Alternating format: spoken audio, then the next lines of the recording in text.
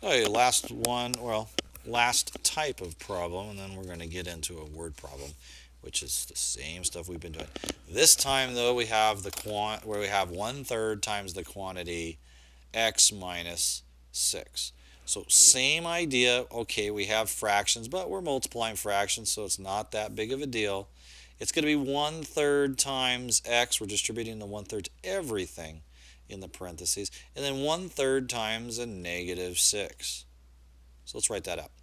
And I'm going to show this by 1/3, and I'm going to write this out as 1/3. It's 1/3 times x. Choose a different color to show that. And then 1/3, and we can add these, 1/3 times a negative 6.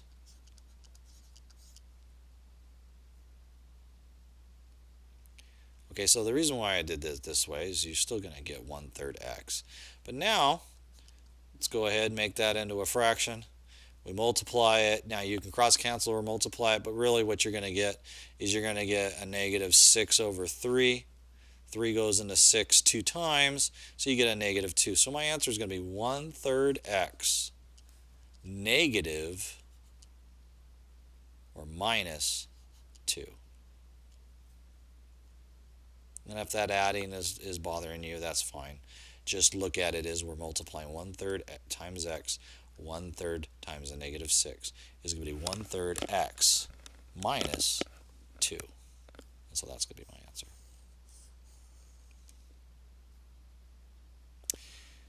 Okay, last one, and then we're going to do a go formative. Here's our word problem for today. Distributive property sometimes allows us to make problems easier. So that's what's going to happen here. We're just going to make this one just a little bit easier. Mr. Ito needs to buy batting helmets for his baseball team. The helmets he plans to buy are $19.95 each. Find the total cost if Mr. Ito needs to buy 9 batting helmets for the team. Well, what they're telling you here is rename $19.95 as $20 minus 5 cents. Well, guess what? $20 minus 5 cents is the same as $19.95. But we're just going to use 20 minus 5. So $20 minus 5 cents. And the reason why we're going to do that is we're going to take, and it's going to make it just a little bit easier, we're going to take our $20 minus our 5 cents, and we're going to multiply it by the number of helmets he needs. 9. Okay, so we go ahead and we do that. We do our multiplication. We have 9 times 20, and 9 times 20 is going to give me 180.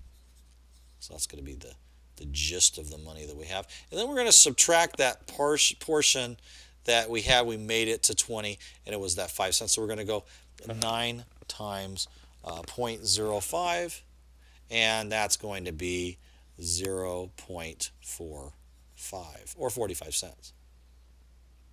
So you have 180, and we subtract 45 cents, and what's that? You're going to end up with the actual price of $179.55.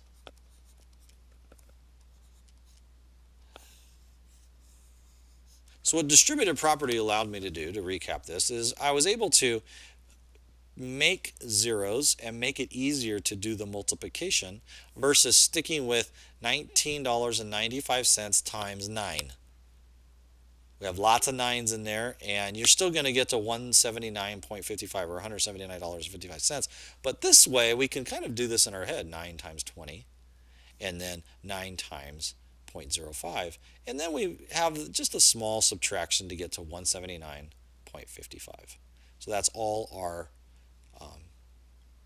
all we did, was to make a distributive property and make it a little bit easier to do. Okay, so finish up this lesson, and then finish up your Go Formative, and you should be ready for the next day.